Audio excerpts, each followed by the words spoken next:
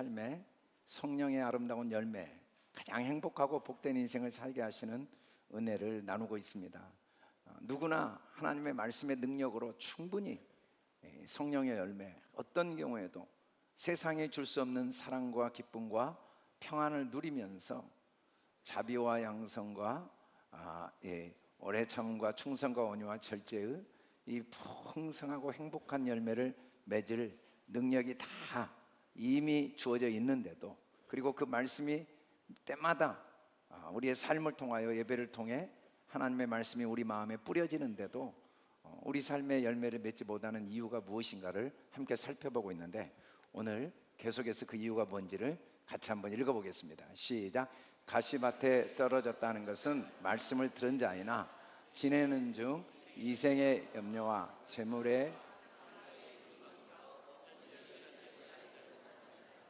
아멘. 재물과 향락의 기운이 막혀라고 했지만 재물의 유혹과 향락의 유혹의 기운이 막혀라고 나와 있습니다. 이 향락이라는 말은 기쁨, 즐거움, 유쾌함을 자기가 나의 기쁨으로, 나의 즐거움, 나의 유쾌함으로 누리고 그것을 소유하는 것.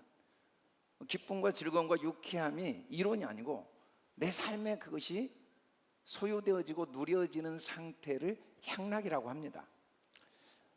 사람들은 기독교가 향락과 관계가 없다는 오해를 해요. 아니, 오히려 향락을 굉장히 부정적인 악한 것으로 오해하는 경우도 있습니다. 실제로 향락을 쫓다가 하나님을 대적하거나 사회적으로 부끄러운 일, 도덕적 윤리적으로 큰 허물과 죄를 남기는 경우를 우리가 자주 보기 때문에 향락이 문제라는 착각을 해요. 그럼에도 불구하고 그런 큰 사람들에게 수치와 부끄러움을 당하고 또 법적인 제재를 받을 줄 알면서도 기쁨과 즐거움, 이 유쾌함에 대한 욕망을 도저히 사람들은 멈출 수가 없습니다. 순간의 그 만족, 순간의 즐거움을 위해 사람들이 너무 큰 대가를 지불하는 경우가 참 많아요. 왜 그렇게 어리석은 삶을 살까? 향락 자체는 아무 문제가 없어요. 우리는 향락 자체가 문제라고 오해를 해요. 즐거워하고 기뻐하고 유쾌함을 소유하고 누리는 것, 그리고 그것에 대한 간절한 욕망, 그 욕망을 포기할 수 없는 이유가 무엇인지를 성경은 명확하게 이야기를 하고 있죠. 성경 66권을 하나하나 다 설명할 수 없지만 그걸 전부 통합을 해서 66권 중에 제일 중요한 내용이 무엇인가를 잘 정리해 놓은 걸 요리, 성경의 교리를 잘 요약해 놓은 것을 요리라고 하는데, 웨스트민스터 사원에서 수많은 신학자들이 모여서 가장 중요한 성경의 내용을 요약하고 그것을 질문과 답으로 만드는 게 웨스트민스터 소요리 문답, 대요리 문답, 이 두 가지가 있는데, 그 웨스트민스터 대요리 문답 중에 1번의 질문이 무엇인지 같이 한번 읽어봅시다. 시작. 여러분, 사람이 제일로 가장 높은 목적이 무엇일까요? 우리가 이 땅에 태어난 진짜 목적이 무엇일까요? 우리가 해야 될 가장 중요한 일이 무엇일까요? 사람이 살면서 가져야 될 최고의 목적이 무엇일까요? 라는 질문을 성경은 뭐라고 이야기하고 있는지 첫 번째 질문이 이 질문이고, 그에 대한 대답이 뭔지 같이 한번 읽어봅시다. 시작. 사람이 제일로 가장 높은 목적은 하나님을 영화롭게 하고 영원토록 그분을 온전히 즐거워하는 것입니다. 의역을 하면, 정확한 해석을 하면, 사람이 이 땅에 태어난 목적은 하나님을 영화롭게 하는 건데, 도대체 하나님을 영화롭게 한다는 게 뭘까? 그게 도대체 뭘까? 어떻게 하나님이 우리를 통해 영광을 받으시고 우리가 사람으로서 사람다운 삶을 살 수 있을까? 라는 질문에 대한 성경 66권의 핵심 대답을 뭐라고 이야기했냐면, 영원토록 그분을 온전히 즐거워하는 것입니다. 같이 한번 따라서 읽어봅시다. 시작. 영원토록 그분을 온전히 즐거워하는 것입니다. 다시 한번 시작. 영원토록 그분을 온전히 즐거워하는 것입니다. 세 단어, 영원토록. 같이 따라서 해주시죠. 영원토록 온전히 즐거워하는 것입니다. 다시 한번 시작. 영원토록 온전히 즐거워하는 것입니다. 여러분, 우리가 영원토록 온전히 그분을 이란 말은 하나님 때문에, 하나님으로 인하여, 그런 의미죠. 하나님 때문에, 하나님으로 인하여 어떤 경우에도 즐거워하는 것이 하나님께 영광을 돌리는 일이고, 그게 가장 사람다운 삶이다 라고 성경은 분명히 말씀하고 있습니다. 기독교는요, 기쁨의 종교입니다. 즐거움의 종교예요. 유쾌한 종교입니다. 기독교는 제사하는 것이 아니고 잔치하는 것입니다. 예배는 축제입니다. 함께 기뻐하는 것이 예배죠 라고 분명히 성경은 우리에게 교훈하고 있다고 대요리분당, 가장 중요한 내용을 요약할 때 그 중에 1번이 뭔가? 즐거워하는 것이라고 분명히 말씀하고 있는데도 우리는 신앙생활을 오해를 할 때가 많아요. 교회 다니면 즐기질 못해, 즐거움이 없어, 재미가 없어. 기독교는 항상 영원토록 완전히 재미있는 종교입니다. 기독교는 어떤 경우에도 영원토록 완전히 즐거운 종교입니다. 그게 성경 66권의 핵심이라고 말씀하고 있어요. 그 이유가 뭐냐면 하나님께서 우리를 그렇게 항상 즐겁게 하시기 때문이죠. 그래서 하나님이 주신 즐거움, 하나님은 우리를 영원토록 즐겁게 하시는 분이거든요. 영원토록 영원히 즐겁게 하시는 분인데 우리가 그 하나님을 모르기 때문에 즐거워하지 못할 때가 많아요. 하나님이 주신 즐거움을 배우지 못하고 깨닫지 못해서, 그게 향락의 유혹입니다. 세상이 우리에게 즐거움을 주리라는 착각을 해요. 사람들은 세상이 주는 즐거움이 참된 즐거움이라는 착각 때문에 즐겁지 못해서 너무 고통스럽고, 즐겁기 위해서 너무너무 큰 대가를 지불해요. 양심을 버리거나 인간성을 포기하거나 인생의 가장 소중한 가정이 파괴되거나 인간관계가 깨어지는 경우가 많아요.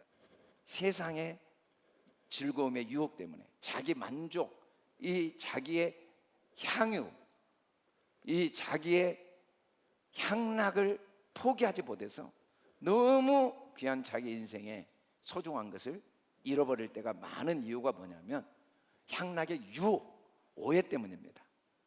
즐거움이 뭔가? 즐거움은 하나님이 주십니다. 하나님 안에서 영원한 즐거움이 있습니다. 하나님 안에서 참된 즐거움이 있습니다. 하나님이 주신 즐거움이 뭔지를 사람이 누릴 수 있는 모든 부와 명예와 권세를 다 누려본 솔로몬이 우리에게 교훈을 하고 있죠.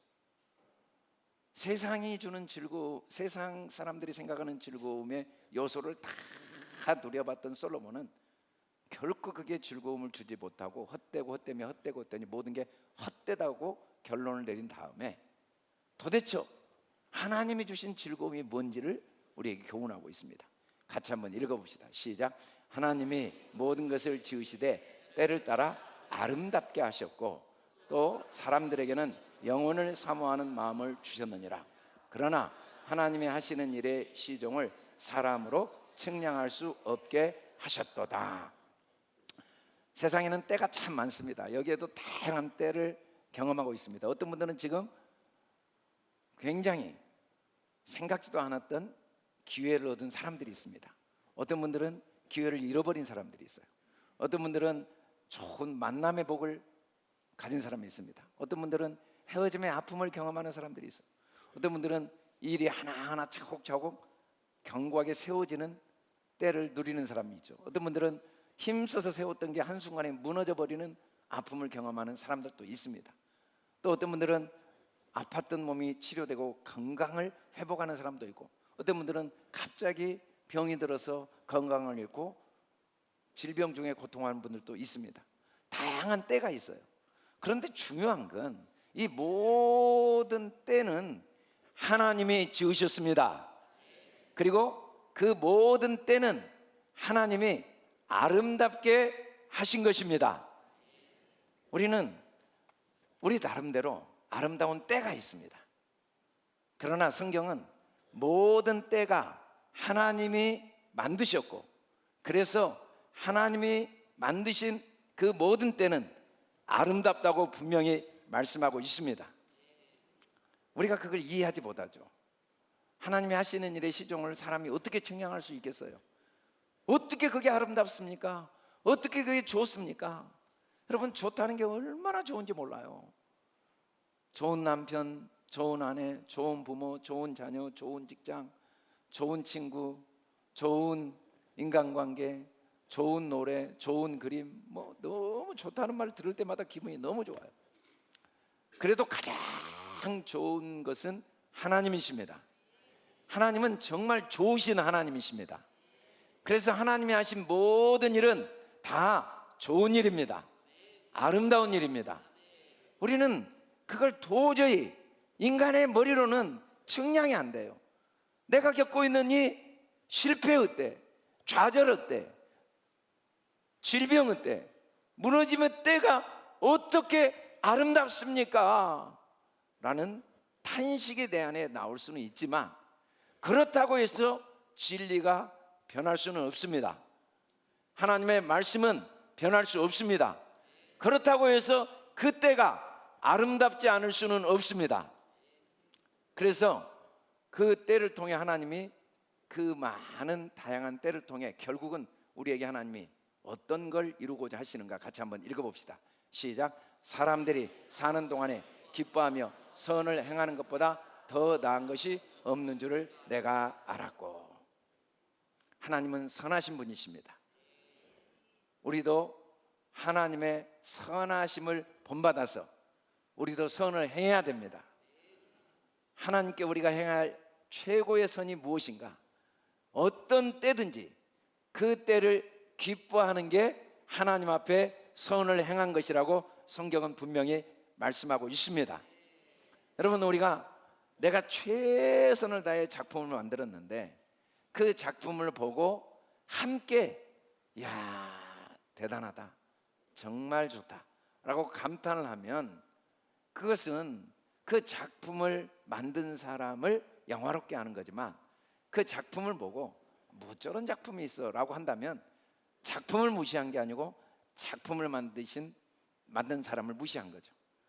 여러분, 우리가 우리의 삶에 일어나는 사건들을 보고 뭐 이런 게 있어, 뭐 이런 일이 있어 라고 말하는 건 우리가 일과 사건을 무시하는 게 아니고 하나님께 악을 행하는 그 모든 때를 주관하시고 그 모든 때를 섭리하시고 그 모든 때를 지으시고 그 모든 때를 사용하시는 하나님을 무시하고 하나님을 대적하는 악한 일이지만, 우리가 겪고 있는 삶의 여정 속에서 어떤 때든지 기뻐하고 즐거워하고 감사하면 하나님께 영광을 돌리고 하나님께 선을 행하는 복된 삶을 살 수 있게 되는 것입니다. 그래서 우리의 오해는 기쁜 일이 따로 있다는 오해 때문에 향락의 기운이 다 막혀버립니다. 기쁜 일이 따로 있는 게 아니에요. 모든 일 속에 기쁨이 담겨 있습니다. 기쁜 사람이 따로 있는 게 아니라 모든 사람과의 만남 속에 하나님은 우리를 즐겁게 하는 일을 담아놓고 계십니다. 우리의 삶의 여정 속에 기쁜 시절이 따로 있는 게 아니라 인생에 사는 동안 모든 삶의 여정 속에 우리에게 하나님이 주시는 기쁨과 즐거움과 유쾌함이 담겨 있습니다. 다만 오늘 우리가 본 영상에서처럼 그 일상 속에 아름다운 선율, 40억이 넘는 그 악기로 연주하는 곡의 아름다움을 발견하지 못하고 지나치는 사람들처럼 삶의 모든 여정 속에 나를 기쁘고 즐겁게 하시는 하나님의 선하신 손길이 담겨 있다는 걸 발견하지 못하고 지나쳐버리면서 기쁨 없는, 즐거움 없는, 유쾌함이 없는 삶을 살 수는 있지만, 그렇다고 해서 내가 사는 삶의 여정 속에 기쁨과 즐거움과 유쾌함이 담겨 있지 않을 수는 없다고 분명히 성경이 말씀하고 있습니다. 그래서 우리는 결심을 해야 됩니다. 기쁜 일을 찾으려고 하지 않고 기쁜 때를 찾으려고 하지 않고 항상 모든 사건, 모든 시간 속에 하나님이 내게 주신 기쁨과 즐거움을 발견하고자 노력해야 됩니다. 어디를 가야 기쁘고 즐겁고, 무엇을 해야 기쁘고 즐겁고, 어느 때가 돼야 기쁘고 즐거운 게 아니고, 삶의 모든 여정 속에 하나님이 주신 나를 향한 기쁨과 즐거움을 깨닫고 발견하고 누리고자 매일 마음의 결심을 해야 됩니다. 시편 16편 11절 다윗의 고백을 같이 한번 읽어봅시다. 시작. 주께서 생명의 길을 내게 보이시리니 주의 앞에는 충만한 기쁨이 있고 주의 오른쪽에는 영원한 즐거움이 있나이다. 주님은 우리의 삶을 한순간도 생명길로, 길과 진리와 생명이 되신 주님이 내 삶을 주관하고 인도하시고 계시고 한순간도 나를 떠나지 않으십니다. 항상 나와 함께 하십니다. 내 머리카락까지 세시는 분이십니다. 주님은 나의 호흡을 주관하시고 나의 심장을 주관하시는 분이십니다. 시편 16편 7절에서 다윗은 내 심장이 날마다 나를 교훈하는도다. 심장이 뛰고 있다는 건 주님이 내 안에서 나를 지키시고 나와 함께 하시고 나를 돕고 계시다는 증거입니다. 여러분, 주님이 내 안에 계시지 않는데, 주님이 나를 돕고 계시지 않는데, 주님이 나와 함께 하시지 않는데 어떻게 심장이 뛰겠습니까? 주님은 항상 내 삶의 주인 되셔서 나와 함께 하시고 나를 돕고 계시는 분이시죠. 그리고 주님이 내 길을 인도하고 계십니다. 나의 모든 길을 주님이 아십니다. 나의 모든 길을 합력하여 선이 되어 가장 아름다운 생명길이 되게 하시는 분이십니다. 그래서 우리는 이 주님으로 인해, 내가 주 앞에 있기 때문에, 주님이 내 앞에 있기 때문에, 주님이 내 안에 계시기 때문에, 내가 주님 안에 있기 때문에 기쁨이 충만하다고 다윗은 고백하고 있습니다. 다윗의 인생에 무너진 때가 없었던 게 아니에요. 찢어진 때가 없었던 게 아닙니다. 조롱과 비웃음을 받은 때가 없었던 게 아니에요. 승리의 때만 있지 않았습니다. 영광의 때만 있지 않았어요. 부끄러움과 수치의 때도 있었지만 그럼에도 불구하고 그 다양한 때를 통해 하나님이 세상이 줄 수 없는 참된 기쁨, 영원한 즐거움, 이 영원한 즐거움이라는 건 어떤 시간적인 즐거움이 아니라 영적인 즐거움, 어떤 상황 속에서도 세상이 주는 기쁨이 아니라, 환경에 의해서 좌우되는 기쁨이 아니라, 어떤 상황 속에서도 주님이 깨닫게 하시는 영적 진리 때문에, 그 상황이 아니었다면 연약한 사람을 어떻게 이해했고, 그 상황이 아니었다면 아픈 사람을 어떻게 이해했고, 그 상황이 아니었다면 실패한 사람을 어떻게 이해할 수 있었을까? 그 상황을 통해 사람들의 마음을 이해할 수 있게 되었고, 아픈 사람을 이해할 수 있게 되었고, 그 상황 때문에 나를 향한 하나님의 사랑을 깨닫고 하나님의 은혜가 얼마나 크고 놀라운가를 머리가 아니라 마음으로 깨닫게 되어 기뻐하는 즐거움이 영원한 즐거움, 영적 즐거움이라고 다윗은 고백하고 있습니다. 하나님은 우리에게 그런 기쁨을 항상 주시는 분이시죠. 하나님은 우리를 한순간도 기쁨을 빼앗기지 않도록 처음부터 어디에 두셨다고 성경은 말씀합니까? 우리 창세기 2장 15절을 같이 한번 읽어봅시다. 시작. 여호와 하나님이 그 사람을 이끌어 에덴 동산에 두어 그것을 경작하여 지키게 하시고, 그 사람을 이끌어 에덴이라는 말은 번역을 하면 기쁨의 동산, 기쁨의 울타리, 즐거움의 울타리, 유쾌함의 울타리 안에 두셨다라고 분명히 말씀하고 있습니다. 거기를 벗어날 수가 없어요. 에덴 동산 안에 딱 두으셨기 때문에. 기쁨은 환경과 상황이 주는 게 아니라 우리는 기쁨의 울타리 안에 있기 때문에 어떤 상황과 환경 안에서도 기쁨을 경작할 수 있습니다. 기쁨을 지켜낼 수 있습니다. 즐거움을 경작할 수 있습니다. 즐거움을 지켜낼 수 있습니다. 사람들은 소유를 통해 또 사회적인 명성과 지위를 통해 기쁨을 얻고자 노력하다가 세상의 이 향락의 유혹에 속아서 끊임없이 경쟁하고 비교하고, 그리고 후회와 자학과 자책과 절망 속에 기쁨을 잃어가 버릴 때가 너무 많아요. 그러나 기쁨은 환경이 주는 게 아닙니다. 상황이 주는 게 아닙니다. 모든 상황 속에 나를 향한 하나님의 즐거움과 기쁨을 하나님은 담아 두셨습니다. 기쁨은 우리가, 즐거움은 우리가 발견하고 찾아내는 것입니다. 물론 도저히 기뻐할 수 없는 상황, 도저히 즐거워할 수 없는 상황에 처해 있는 게 사실이지만, 그렇다고 계속 괴로워하면 상황이 변합니까? 계속 고통스러워하고 슬퍼하면 환경이 변합니까? 물론 도저히 기뻐할 수 없는 상황이지만, 당장 상황은 못 바뀌어도 하나님이 나와 함께 하시기 때문에, 하나님이 이 상황을 통해 나에게 더 귀한 걸 반드시 주시기 때문에, 그 하나님으로 인한 마음의 기쁨과 즐거움만은 빼앗기지 않고자 결단하라고 성경은 우리에게 분명히 명령하고 있습니다. 여러분, 무너진 것도 억울하잖아요. 찢어진 것도 억울하잖아요. 깨어진 것도 억울합니다.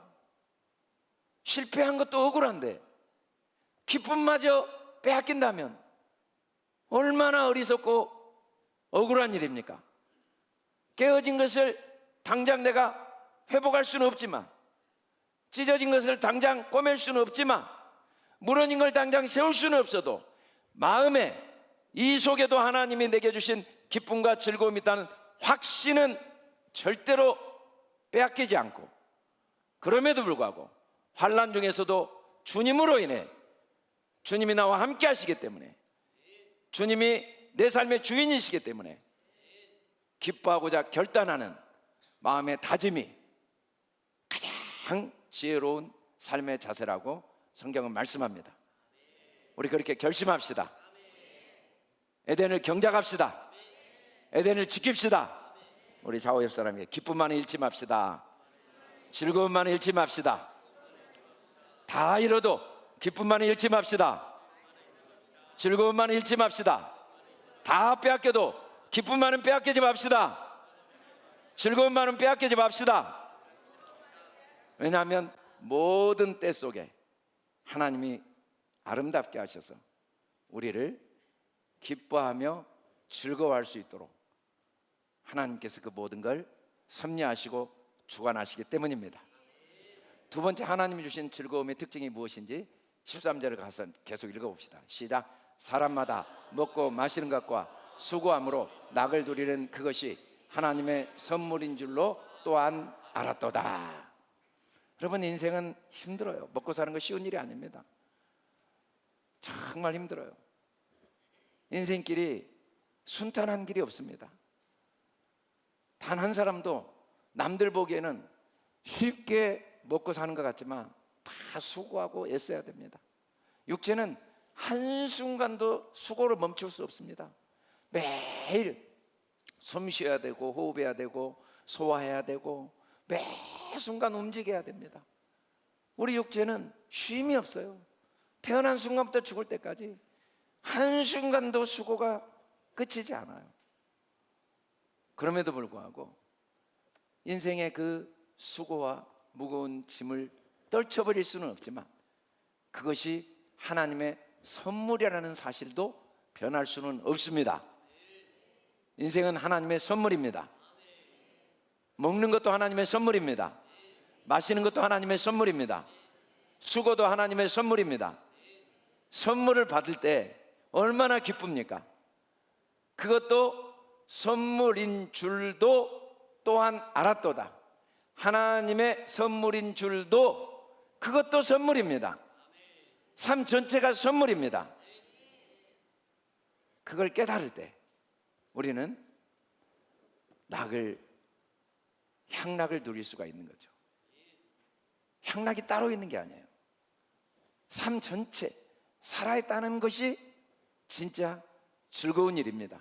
행복한 일입니다. 아프고 힘들지만. 잠언 17장 22절에 보면 마음의 즐거움은 양약이라도 심령의 근심은 뼈를 마르게 한다. 같이 한번 읽어봅시다. 시작. 마음의 즐거움은 양약이라도 심령의 근심은 뼈를 마르게 하느니라. 여러분, 즐거움이 최고의 양약입니다. 남편이 아내를 위해 할 수 있는 일이 많죠. 좋은 집도, 좋은 차도, 좋은 약도, 좋은 옷도. 아내가 남편을 위해 할 수 있는 일이 많죠. 좋은 음식을 만들어주고, 부모가 자녀를 위해 할 수 있는 일이 많아요. 좋은 학교 보내주고, 좋은 이 성공의 길을 예비해주고, 뭐 할 수 있는 일이 참 많아요. 그게 양약이 아니에요. 물론 그것도 좋지만 제일 중요한 건 항상 마음을 즐겁게 갖는 게 나도 양약이 되고, 내 아내, 내 남편, 내 가정에 양약이 되고, 이 세상 사람들에게도 양약이 됩니다. 가장 큰 양약은 항상 즐거워하는 남편이 아내에게 최고의 양약을 주는 거고, 항상 즐거운 아내가 남편에게 최고의 양약을 주는 거고, 항상 기쁘고 즐겁게 사는 게 자녀에게 최고의 양약, 좋은 약을 주는 겁니다. 좋은 약을 먹으면 건강하고 활기가 넘치고 기운이 넘쳐날 수가 있지만, 이 좋은 약을 먹지 못하면 기운이 막혀서 열매를 맺을 수가 없게 되는 거죠. 그러나 좋은 약을 먹으면 활기가 넘친다고 분명히 말씀하고 있어요. 많은 사람들에게 자기가 경험한 성공을 함께 나누기 위해서 사람들을 돕는 일에 일생을 보낸 데일 카네기가 사람들을 도우면서 깨닫게 된 거예요. 행복한 사람이 웃는 게 아니라 웃는 사람이 행복하구나. 성공한 사람이 웃는 게 아니라 웃는 사람이 성공하는구나. 일단 상황이 무너진 때, 무너진 건 회복할 수 없지만 하나님이 내게 이 무너지는 수고마저도 하나님이 주신 은혜라는 걸 알고 웃음을 잃지 않다 보면, 마음의 기쁨과 즐거움을 간직하고 얼굴에 미소를 잃지 않고 웃음을 잃지 않으면, 그게 양약이 되어서 그 고난이 축복의 계단이 되고 디딤돌이 되고 그 실패와 좌절이 성공의 사다리가 되는구나 라는 걸 깨닫고, 그가 웃음 애찬이라는 내용을 책에서 이렇게 소개하고 있습니다. 제가 한번 읽어드리겠습니다. 한번 잘 들어보시기 바랍니다. 웃음은 별로 소비되는 것은 없으나 건설하는 것은 많으며, 주는 사람에게는 해롭지 않으나 받는 사람에게는 넘치고, 짧은 인생으로부터 생겨나서 그 기억은 길이 남으며, 웃음이 없이 참으로 부자된 사람도 없고 웃음을 가지고 정말 가난한 사람도 없다. 웃음은 가정에 행복을 더하며 사업에 활력을 불어넣어주며 친구 사이를 더욱 가깝게 하고 피곤한 자에게 휴식이 되며 실망한 자에게 소망이 되고 우는 자에게 위로가 되고 인간의 모든 독을 제거하는 해독제이다. 그런데 웃음은 살 수도 없고 빌릴 수도 없고 도둑질할 수도 없다. 웃음은 하나님이 주신 선물입니다. 하나님의 선물을 아는 자는 낙을 두리며 즐거워하며 웃을 수가 있습니다. 여러분, 하나님이 인간을 자기 형상대로 만드셨어요. 이보다 큰 선물이 어디가 있습니까? 최고의 선물이죠. 우리를 자녀 삼으셨어요. 그 증거가 뭡니까? 웃을 수 있다는 겁니다. 개가 웃는 걸 봤습니까? 고양이가 웃는 걸 봤습니까? 하나님의 자녀, 하나님의 형상, 하나님의 능력이 웃음입니다. 하나님의 능력이 즐거워하는 겁니다. 하나님의 능력이 기쁨입니다. 가장 신성하고 가장 거룩하고 가장 아름다운 게 기쁨과 즐거움과 웃음입니다. 그래서 웃으면 복이 옵니다. 우리 좌우 옆 사람이 웃으면서 합시다. 웃으면서 합시다. 웃는 모습을 보니까 참 행복합니다. 옆 사람에게 웃는 모습을 보니까 참 행복합니다. 나 때문에 행복했으면 좋겠습니다. 저도 항상 웃고 살겠습니다. 인상 쓰면서 저도 항상 웃고 살겠습니다 하는 분도 한 분 계시는데 참 그 모습을 보니까 또 웃음이 나오네요. 아멘. 우리가 하루를 웃음으로 시작하고자 할 때 그 웃음이 하루를 우리에게 선물로, 하나님이 주신 선물로 우리가 누릴 수 있고, 우리가 하루를 웃음으로 일을 할 때 하나님이 주신 그 수고가 선물로 내게 주어지게 되고, 하루를 웃음으로 마칠 때 그 하루가 나의 삶에 선물로 남게 될 줄 믿습니다. 그런데 이 웃음이 웃고 싶다고 되는 게 아니라고 성경은 말해요. 이 웃음이 어떻게 가능한가? 요한복음 15장 11절을 같이 한번 읽어봅시다. 시작. 내가 이것을 너에게 이름은 내 기쁨이 너희 안에 있어 너희 기쁨을 충만하게 하려 함이라. 성경 말씀 66권을 보면 하나님이 우리에게 선물을 주신 분인 걸 증거하기 위해서 예수님이 이 땅에 오셨어요. 성경 66권은 하나님은 우리에게 선물을 주신 분임을 확증하신 내용이고, 그 증거가 예수 그리스도가 이 땅에 오신 거죠. 예수 그리스도 통해 하나님이 우리에게 주신 선물이 뭐냐면, 항상 하나님은 우리의 모든 죄를 사하시는 분이십니다. 우리는 끊임없이 허물과 죄를 남기지만 주님은 영원토록 우리 과거 현재 미래의 모든 죄를 깨끗이 사하시는 분입니다. 어떤 경우에도 죄가 우리를 주관하지 못하도록 우리를 죄로부터 자유케 하시는 분이십니다. 예수 그리스도를 통해 하나님은 우리를 날마다 올바른 생각, 올바른 말, 올바른 행동을 하도록 깨닫게 하시고 도우시고 우리를 구원하시는 구원자 예수 그리스도를 통해 우리 죄를 사하신 주님은 우리 삶에 끝없이 선물을 주시는 분이십니다.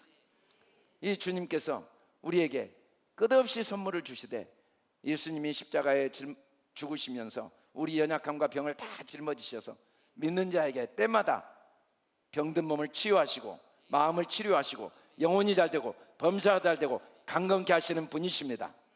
예배 가운데 성령님이 임재하셔서 오늘 또 우리에게 한없는 선물을 주십니다. 우리 마음을 강건케 하십니다. 우리 병든 몸을 치료하십니다. 우리의 삶을 하나님께서 회복시켜 주십니다. 예수님은 우리를 모든 저주를 그가 다 짊어지시고 아브라함의 복을 받아 복덩이가 되게 하셨습니다. 우리는 넘어져도 복을 받습니다. 일어나도 복을 받습니다. 나가도 복을 받습니다. 들어와도 복을 받습니다. 하나님은 우리를 통하여 온 세상에 연약함을 통해서마저도 복을 흘려보내게 하십니다. 왜냐하면 예수 그리스도 안에서 우리는 아브라함의 복덩이가 되었기 때문입니다. 그래서 우리는 연약하고 또 넘어졌고 부끄러움과 수치를 당할 수밖에 없는 상태에서도 그것마저도 하나님께서 축복의 도구로 반드시 사용하여 주시기 때문에 기뻐하고 즐거워하지 않을 수가 없습니다. 예수님 안에서는 하나님이 우리를 아름답게 쓰시는, 우리를 영광스럽게 하시는 그 아름다움과 영광 때문에도 기뻐하지만, 우리의 허물과 연약함마저도 합력하여 선이 되게 하신 주님 안에서 언제나 항상 기뻐할 수 있다는 게 얼마나 큰 특권입니까? 이 기쁨을 주님은 우리에게 주시기를 원하십니다. 같이 한번 크게 읽어봅시다. 시작. 축복하실 때 그들은 떠나 하늘로 올리시니 그들이 그에게 경배하고 큰 기쁨으로 예루살렘에 돌아가 늘 성전에서 하나님을 찬송하니라. 예수님이 이 땅에 오실 때 천사들을 통하여 하나님이 하신 말씀이, 오늘날 다윗의 동네에 너희를 위하여 예수가 태어나셨는데, 이 예수의 탄생이 어떤 소식인가? 온 백성에 맺힐 큰 기쁨에 좋은 소식을 너희에게 전하노라. 온 백성에게 미칠 큰 기쁨을 너희에게 전하노라. 예수 그리스도를 통하여 하나님은 모든 사람들이 어떤 상황 속에서도 어떤 경우에도 큰 기쁨을 누릴 수 있게 하나님은 우리에게 선물로 예수 그리스도를 주셨습니다. 예수 그리스도를 믿을 때 우리는 우리의 삶의 모든 걸 선물로 깨달을 수가 있습니다. 옛날 사람들은, 우리나라 사람들은 선물을 받으면 그 앞에서 선물을 뜯어보는 게 부끄러운 일이고 예의에 어긋난다고 생각해서 감사하다고 한쪽에 뒀다가 조용히 집에 가서 뜯어봅니다. 그런데 그때도 서양 사람들은 TV를 보면은 선물을 받으면 그 자리에서 다 뜯어보고, 그리고 막 너무 고맙다고 막 기쁘다고 막 이야기를 합니다. 그러면 준 사람도 그렇게 기뻐하니까 기쁘다고, 꼭 내게 필요한 걸 어떻게 알고 줬냐고, 필요하지도 않아도 꼭 그렇게 이야기를 하더라고요. 그러면서 그렇게 반응을 할 때 선물 준 사람도 기쁘고 받는 사람도 기쁘죠. 예수님이 이 땅에 오셔서 큰 기쁨의 좋은 소식을 우리에게 전하셨다는 의미가 뭐냐면, 삶의 모든 여정에 하나님의 선물임을 깨닫게 하셔서 우리는 이제 어떤 경우에도 그걸 선물로 깨닫고 어떤 환난 중에서도 어떤 시련 속에서도 기쁨만은 빼앗기지 않을, 즐거움만은 빼앗기지 않고 미소를 지으며 살 수 있는 능력을 예수 그리스도를 통해 우리에게 주셨다는 사실입니다. 그 증거로 예수님이 부활하시고 제자들이, 예수님이 십자가에 죽으셨을 때 그 절망 중에 있던 제자들이 부활하신 예수님을 영접한 다음에 예수님의 기쁨이 마음에 들어오니까 예수님이 승천하시고 눈에 보이지 않는데도 이제 예수님으로 인해 큰 기쁨을 누리고 경배했다고 그랬어요. 우리가 정말 예배를 드려야 돼요. 우리의 삶이 예배가 돼야 됩니다. 예배보다 귀한 게 없어요. 예배에 성공하면 인생의 성공입니다. 우리 크게 외쳐보세요. 예배의 성공이 인생의 성공입니다. 예배의 성공이 인생의 성공입니다. 예배에 성공합시다. 모든 건 실패해도 예배는 성공합시다. 예배는 성공합시다. 근데 참된 예배가 뭐냐면 크게 기뻐하는 거예요. 기뻐하며 예배하는 게 참된 경배입니다. 어디서? 성전에서. 늘 성전에서. 늘 성전은 눈에 보이는 성전이 아니고 우리 마음이, 내 마음을 항상 기쁘게 유지하는 것, 그게 참된 예배입니다. 내 마음의 기쁨만은 빼앗기지 않는 것, 그게 참된 예배입니다. 예배 성공자를 하나님은 반드시 하늘의 영광을 누리게 하십니다. 땅의 복을 누리게 하십니다. 그래서 하나님은 우리에게 명령하신 거죠. 항상 기뻐하라. 나도 기뻐할 수 없다는 걸, 내가 기뻐할 수 없다는 걸 주님이 너무 잘 아시면서도 왜 그렇게 명령하십니까? 내가 겪고 있는 이 억울한 일, 내가 겪고 있는 이 고통스러운 상황, 나의 이 연약함과 부끄러움과 수치, 이 상황 속에 어떻게 기뻐할 수 있냐고 우리는 마음속에서 외치고 있지만 그럴수록 기뻐해야 됩니다. 괴롭고 힘들다고 인상 쓰고 짜증내면 문제가 해결되는 게 아니라 문제가 더 깊어지고 무거워지지만, 괴롭고 힘들더라도 주님 명령하신 말씀대로 주님이 반드시 이걸 선물로 주신 게 확실하니까, 주님이 이걸 반드시 합력하여 선으로 바꾸시는 게 확실하니까 일단 기뻐하고 또 기뻐하자. 바울의 고백대로 주 안에서 항상 기뻐하라. 다시 말하노니 기뻐하라. 나도 다른 사도보다 더 많이 수고했다. 나도 많은 고난을 받았다. 헐벗음과 굶주림과 매맞음과 궁핍함과 온갖 고난을 받았지만, 옥중에 있지만, 그럼에도 불구하고 나는 기쁨만은 절대로 잃지 않고 기뻐하고 있으니까 너희도 기뻐하라 라고 할 때 바울을 통해 하나님이 영광을 받으시고 지금도 그의 삶이 살아 역사하는 걸 우리가 볼 수가 있습니다. 여러분, 우리가 주님을 예배하는 자, 주님께 영광을 돌리는 자, 주님의 선물을 헛되게 하지 않는 자가 되고자 분명한 표대를 정하고, 주님 부족하지만, 연약하지만, 항상 인상 쓰고 짜증내는 게 습관이 되지만, 옥스퍼드 대학에서 연구해 보니까 어린아이는 400번 정도 웃는데 어른들은 15번, 20번 이상 웃는 사람이 없대요. 인생에 짐이 너무 많았고 고민이 너무 많아요. 생각할 게 너무 많아요. 그러나 아무것도 염려하지 말고 일단 기뻐하고자 결심합시다. 기쁨은 상황과 환경이 아닙니다. 삶의 태도입니다. 하나님께 대한 올바른 태도입니다. 삶이 하나님이 주신 선물이라는 사실을 기억할 때 어떤 경우에도 또 기뻐할 수 있습니다. 모든 건 잃어도 기쁨만은 잃지 맙시다. 웃음만은 잃지 맙시다. 웃으면서 예배드립시다. 힘들죠? 지금 말씀 듣기도 힘들어 죽겠는데 또 웃으라고. 그래도 웃고 드리면 여러분이 좋아요. 한번 웃으면서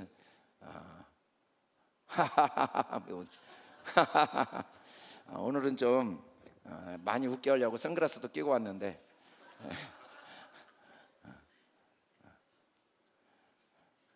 그래서 좀 몇 분들은 웃고 있는데 선글라스 때문에 이상한 눈으로 보는 사람도 있는 것 같아서. 할렐루야. 주님이 주신 기쁨의 세 번째는 같이 한번 읽어봅시다. 시작. 그러므로 나는 사람이 자기 일에 즐거워하는 것보다 더 나은 것이 없음을 보았나니 이는 그것이 그의 몫이기 때문이라. 아, 그의 뒤에 일어날 일이 무엇인지 보게 하려. 그를 도로 데려올 자가 누구이랴. 여러분, 모든 순간은 내 생각으로는 이해가 안 돼도 나에게 가장 완벽한 때입니다. 완벽한 상황입니다. 완벽한 조건입니다. 비교 불가능합니다. 사람이 가장 지혜로운 사람은 자기 일을 소중히 여기고 자기 일을 즐거워하는 것이 가장 지혜로운 사람입니다. 가장 아름다운 사람은 자기 일을 즐거워하고 자기 일을 기쁘게 하는 사람이 가장 아름답습니다. 가장 행복한 사람은 자기 일을 즐거워하고 자기 일을 기쁘게 하는 사람이 가장 행복한 사람입니다. 그래도 우리는 향락의 유혹에 빠져서 돈이 많은 사람이 즐겁게 보이고 능력 있는 사람이 행복해 보이고 사회적인 지위와 명성을 얻은 사람이 기쁘게 보이는 착각 속에 빠져 있습니다. 절대로 그것에 기쁨이 없습니다. 자기 일을 즐거워하는 사람이 가장 행복한 사람이고 가장 지혜로운 사람이고 가장 아름다운 사람입니다. 하나님은 모든 사람에게 각자의 몫을 주셨습니다. 1000가지 색깔의 기쁨을 하나님은 1000가지 모양의 즐거움을 하나님은 사람들에게 주셨어요.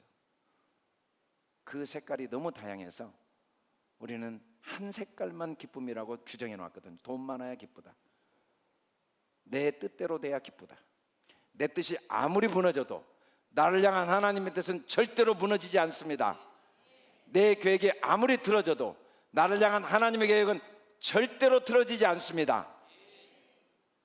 삶의 주인은 내가 아니고 하나님이십니다. 하나님은 실수하시지 않으십니다. 하나님은 실패하지 않으십니다.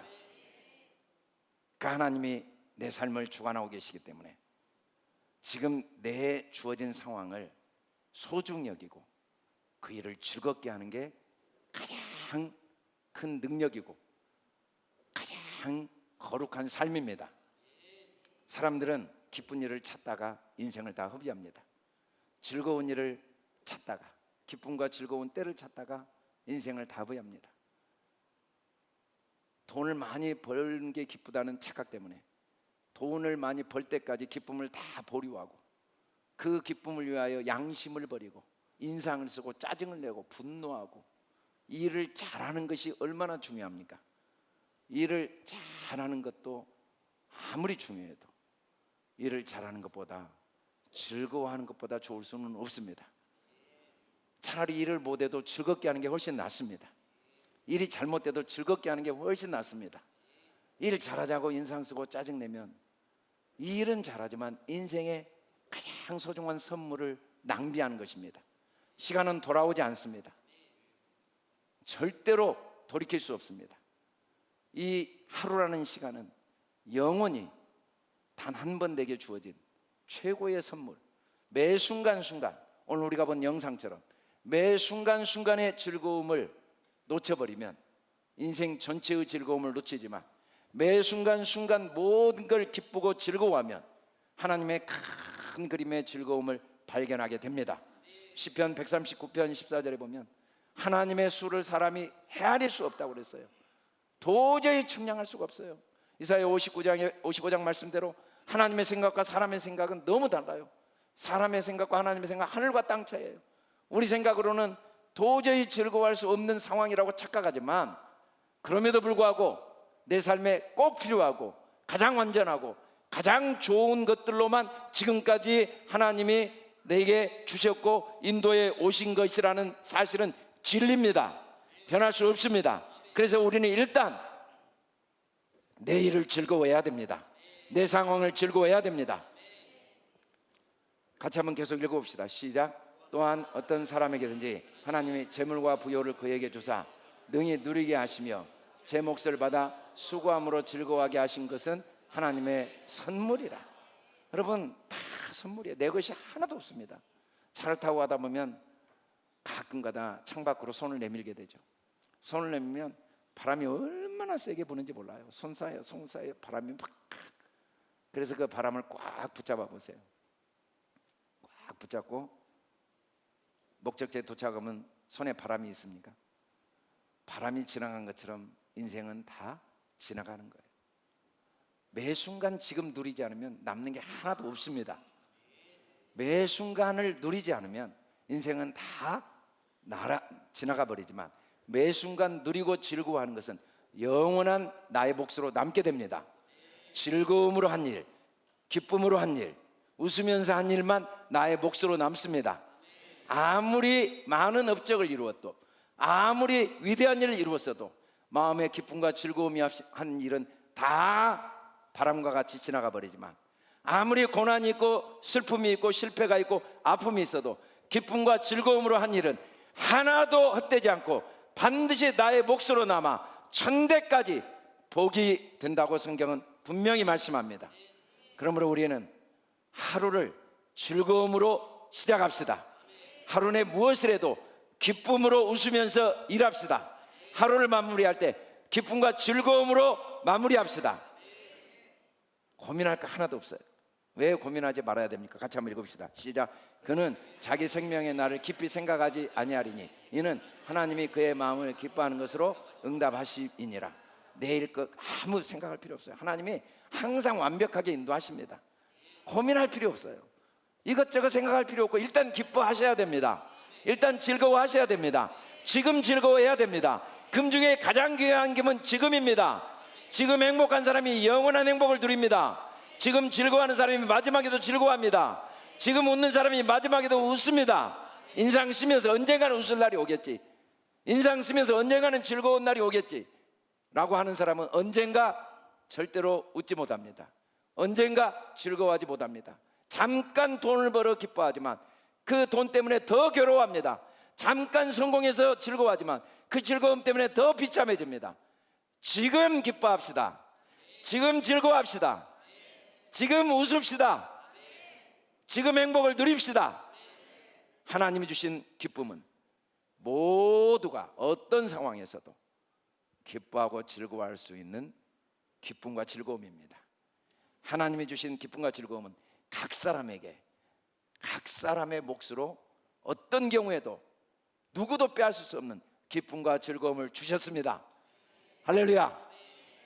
그래서 하루하루 기쁘고 즐겁게 살다 보면 하나님의 큰 그림을 하나님이 우리 삶을 통해 완성하시고, 우리 삶을 통해 아브라함의 복을 누리게 하시고, 우리 삶을 통해 천대까지 복을 주실 줄 믿습니다. 우리 다시 한번 결심합시다. 웃으며 삽시다. 즐겁게 삽시다. 기쁨으로 하루를 시작합시다. 기쁨으로 즐거움으로 하루를 일합시다. 웃음으로 하루를 마칩시다. 할렐루야. 할렐루야. 이 교회도 주님 주신 선물입니다. 즐겁게 예배드립시다. 내 아내도 주님 주신 선물입니다. 즐겁게 함께 삽시다. 내 남편도 하나님 주신 선물입니다. 즐겁게 함께 행복을 누립시다. 내 자녀도 하나님이 주신 선물입니다. 직장도 하나님이 주신 선물입니다. 부도 하나님이 주신 것입니다. 아끼지 말고 욕심내지 말고 기쁨과 즐거움으로 함께 나누고 베풀고 함께 웃으며 행복을 누리는, 지금 나누고 베풀고 지금 함께 행복을 누리는 저와 여러분 꼭 되어서 하나님께 영광을 돌리고 하나님의 영광을 받는 하루하루가 되기를 주님의 이름으로 축복합니다. 우리 다 같이 일어나 5번 크게 선포하고 우리 기도하는 시간을 갖겠습니다. 주님, 정말 우리가 예수 그리스도의 은혜가 한순간도 내 마음에 떠나지 않아서 밥을 먹어도 주님의 살을 먹는다는 걸 잊지 않고, 옷을 입어도 주님이 의의 옷을 입으셨다는 걸 잊지 않고, 걸어가도 햇빛을 봐도 이 영원한 이 생명의 빛이신 주님을 항상 기억하면서 그 은혜 때문에 어떤 상황에서도 기뻐하고 즐거워하는 삶을 살겠습니다 라는 마음에 다짐을 하면서 우리 5번 크게 선포하고 찬양하고 기도하겠습니다. 할렐루야.